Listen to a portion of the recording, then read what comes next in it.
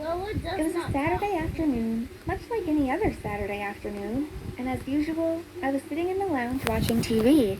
My life is so boring. Nothing exciting ever happens around here. Then suddenly, out of nowhere, I heard an almighty boom. I looked to my right and was shocked to see that a car had come crashing through the wall and was stopped just inches away from the chair I was sitting on. For a few seconds, I was frozen in shock. But then when I saw who was in the driver's seat, the shock turned to panic. Mom! My mom opened the car door and crawled out. I jumped up and ran to her, but by the time I reached her, she had already fallen unconscious. Hold on though, before I continue, you have already subscribed and hit the notification bell, haven't you? Well, if not, make sure you do that now. What happened next is all a bit of a blur. I remember shaking my mom, trying to get her to open her eyes, but she was out cold. The next thing I heard sirens coming towards our house. I guess someone must have called for the police and an ambulance. Excuse me, miss. Let us take a look at her. Please, help her. She's my mom. Okay. Don't worry. We will take good care of her. I stood there trembling, tears rolling down my eyes. Please, God, let her be okay. The paramedics checked her over. We have a pulse and she is breathing, but we will need to take her to hospital for a full checkup. Is there someone that can take care of you? I will call my dad. They put my mom onto a stretcher and took her out to the ambulance. I grabbed my phone and tried to punch in my dad's number, but my hands were shaking too much I couldn't do it. Here, let me do that for you. The policeman took the telephone out of my hands and called my dad. I heard him explaining to my dad what had happened and where my mom had been taken to. We will take your daughter straight to the hospital if you could meet her there. The policeman put the phone down and turned to me. Don't worry, your dad will be at the hospital when we get there. Now, what's your name? Carly? Okay, Carly, you can come with us now and we will take you there.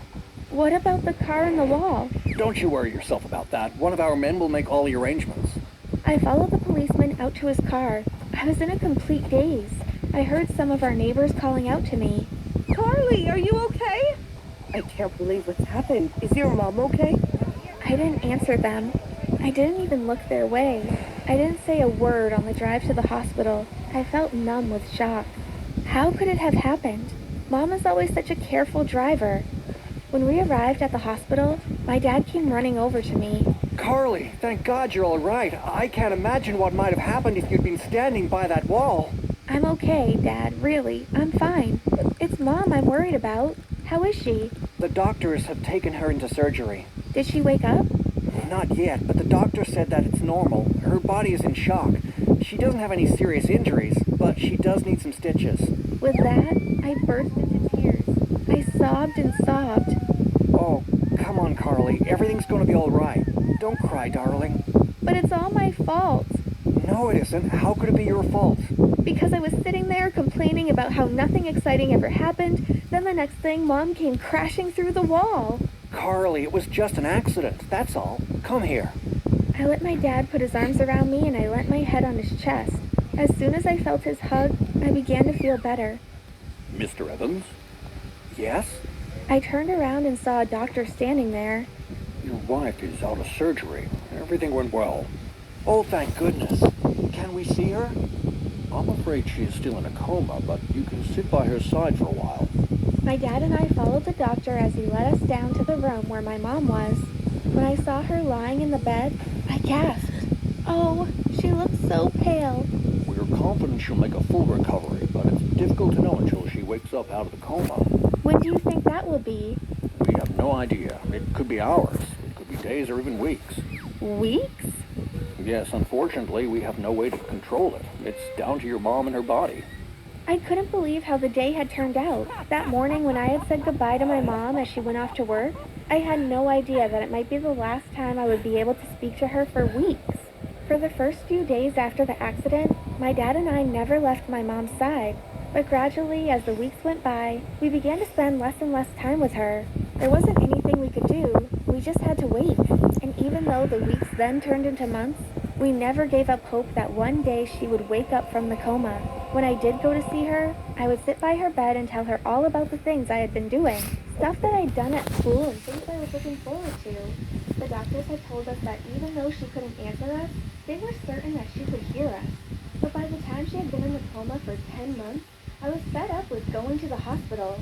What's the use, Dad? She's never going to wake up. I can't do it anymore.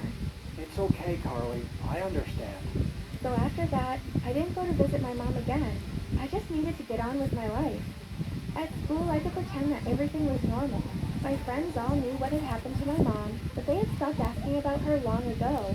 It was a Monday morning, and I was sitting in class when all of a sudden the door opened, and I saw my dad standing there. Dad? She's awake, Carly. Your mom is awake. What? Oh my god. My friends all gasped. Wow, Carly, that's brilliant news. I looked at my teacher. She just smiled and nodded to me. Go on, Carly. Go with your dad. I grabbed my bag, then ran with my dad to his car. I was so excited and my face was beaming. When we got to the hospital, we ran into my mom's room. She was sitting up in bed. My dad went over and gave her a hug. Darling, I've been so worried about you. Then I went over and hugged her, but instead of her hugging me back, she just sat there. I could sense that she was being really distant with me. Darling, this is Carly, your daughter. I watched as my mom crossed her arms. That's not my daughter. My heart felt like it had been torn out of my chest when I heard her say that. Well, you would feel the same way, wouldn't you? Of course she's your daughter. No, she isn't. Mom, it's me, Carly. Don't you remember me? Don't worry, it can sometimes happen with patients when they wake from a coma. They don't always recognize everyone straight away. We will need to keep her in for a few more days to monitor her. Come on, Carly. Let's get home. Gee, I was so happy. When the doctor came in and heard what my mom had said, he was really pleased. Well, that's great news. Looks like you'll be able to go home, Miss Evans. My mom looked so relieved and happy. We will just need to sign the release papers. I'll get one of the nurses on it now. When we arrived home, my mom went and sat down in the lounge.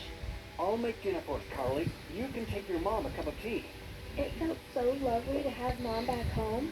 Finally, life was going to be normal again. But when we sat down to eat our dinner, I couldn't help feeling a bit strange. Is my mom giving me an evil look? But then Dad came in and she smiled at me. Maybe I imagined it. Later that night, I was in the middle of a deep sleep when suddenly something woke me. What was that noise? I turned to look at the door and almost jumped out of my skin. Ah! My mom's face was staring straight at me. My dad came running into my room. What's the matter? It's Mom. My dad led my mom back to their bedroom and then came back to speak to me. It's nothing to be concerned about, Carly. She's just a bit confused. Now, go back to sleep, okay? Okay, Dad. The next day, things were just like they had been at dinner the night before. In front of my dad, my mom was full of smiles and acted really loving towards me.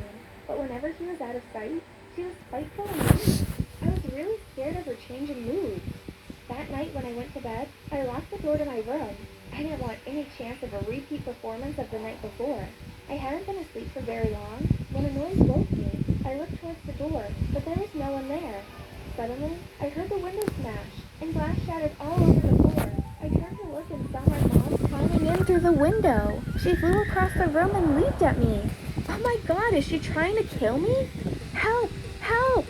I could hear my dad knocking on my bedroom door, but he couldn't get in because it was locked. Ah! The next thing I knew, everything went black. When I woke up, I was in a hospital room. I looked to my left and saw my dad sitting there beside me. Dad, what happened? It's okay, Carly. You just blacked out. Mom was attacking me. I know. The last thing I remember was you knocking at my bedroom door. I could hear you screaming, but the door was locked. So how did you get into my room? I kicked the door in. When I saw what your mom was doing, I grabbed her and pulled her off you. What did she do? She just stood there and started laughing. Laughing? Yes, like a weird cackling. Where is Mom now? I'm sorry, Carly. The doctors have said that your mom is crazy.